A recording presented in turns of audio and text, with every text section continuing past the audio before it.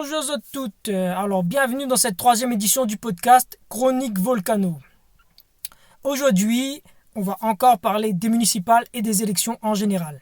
Et aujourd'hui, mais ça va être chaud, brûlant comme la lave volcan et coupant comme les scories volcaniques. Aujourd'hui, m'y attaque pas moins aux journalistes ni aux candidats à l'élection, mais plutôt aux électeurs et à la jeunesse. Nous retrouve tout de suite après ça. Mila sans t'écouter.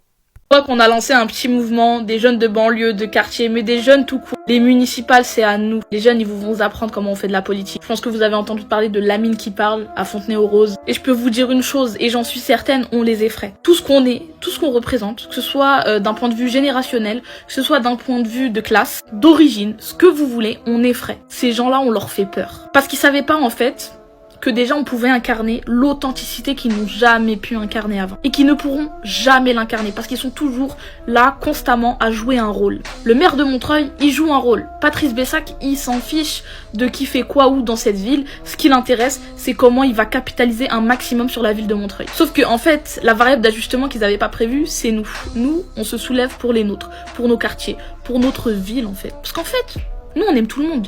Ça, ils le savent pas. Ils veulent nous faire passer pour des petits haineux et tout. Nous, on aime tout le monde. Mais ce qu'on aime plus que tout le monde, c'est la justice. T'inquiète pas qu'on laissera pas l'injustice s'installer dans la ville. Les gars, faut que vous ayez une vision d'ensemble. Parce qu'en fait, on commence au local, mais on finit au national. La politique, ça commence toujours au niveau local et c'est toujours très important d'investir le niveau local.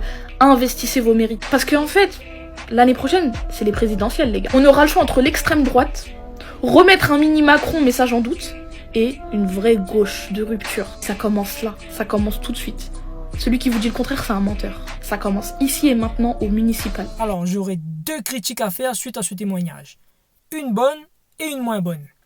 Alors, la bonne, c'est que au moins cette jeune fille et les jeunes à qui elle s'adresse ont plus ou moins compris ce que beaucoup de personnes de la population française n'ont pas comprise.